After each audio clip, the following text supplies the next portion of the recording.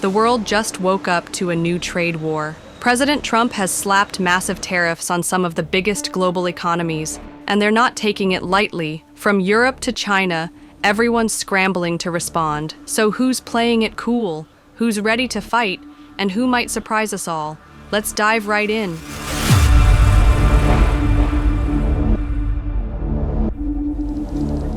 The European Union is furious. With a 20% tariff on European exports, officials in Brussels are gearing up for a full-scale trade showdown. They're not just talking, they're threatening countermeasures.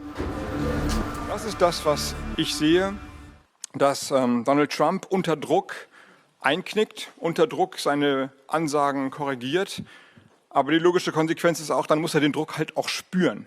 Und dieser Druck muss jetzt entfaltet werden von Deutschland aus, von Europa aus, in der Allianz mit den anderen Ländern. Und dann werden wir gucken, wer bei diesem Armdrücken der Kräftigere ist. Die jüngsten Zollentscheidungen des US-Präsidenten halte ich für grundfalsch. Das ist ein Anschlag auf eine Handelsordnung, die Wohlstand überall auf dem Globus geschaffen hat.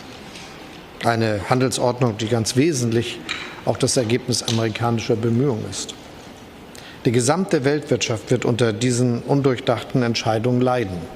Unternehmen wie Verbraucherinnen und Verbraucher überall in der Welt, auch in den USA. El gobierno de España va a movilizar 14.100 millones de euros, de los cuales 7.400 millones de euros son nuevos recursos financieros y comerciales, y vamos a aprovechar los 6.700 millones de euros de instrumentos ya existentes para responder a esta guerra comercial que nadie, salvo una persona, quiere.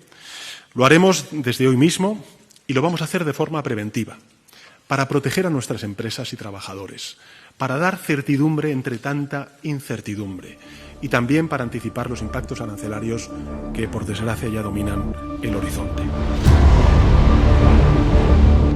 That means new tariffs on American goods, possibly hitting tech, agriculture, and even energy.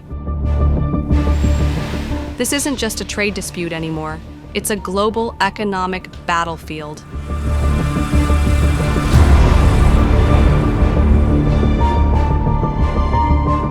The UK is stuck in a tough spot.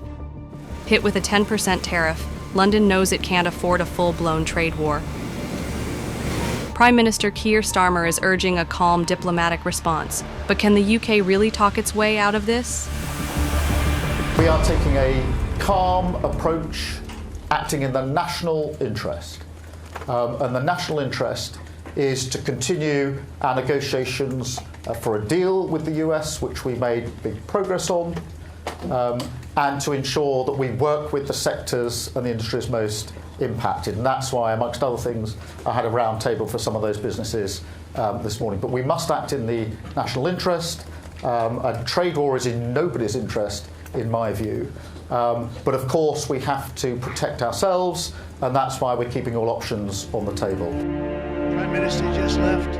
Businesses are worried and pressure is building. Will the UK stick to peace talks or start swinging back?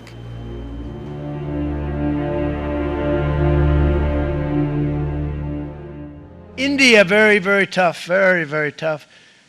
The Prime Minister just left. He's a great friend of mine, but I said, you're a friend of mine, but you're not treating us right. They charge us 52%. You have to understand, we charge them almost nothing. You're smart. India just got hit with a 27% tariff. But guess what? They're not panicking. Instead of a tit-for-tat reaction, India is playing the long game. They're looking at this as an opportunity to rebalance trade, find new partners, and even negotiate better terms with the US.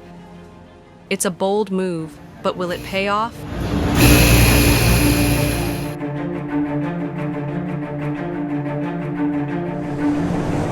China isn't just angry, they're ready to fight. Calling the new US tariffs a direct attack, Beijing is preparing retaliation. Possible actions? Tariffs on American tech, restrictions on rare earth exports, and even targeting big US companies operating in China. If this escalates, the world could be looking at a full-blown trade war. Buckle up. Under the guise of reciprocity, the US has imposed tariffs on products exported to the US from many countries, including China, which seriously violates World Trade Organization rules and seriously damages the rules-based multilateral trading system.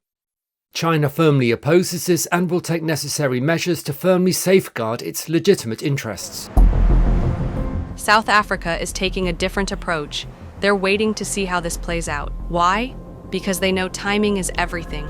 Officials are studying the impact before deciding on a response. But if pressure builds, we could see some major moves from South Africa soon.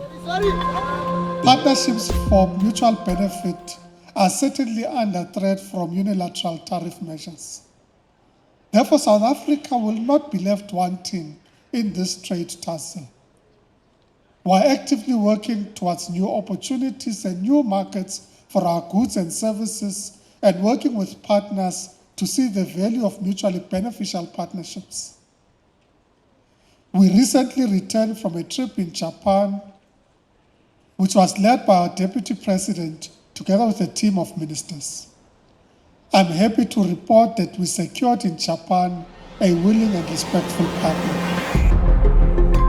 The global trade landscape is shifting fast, and no one knows where this will end.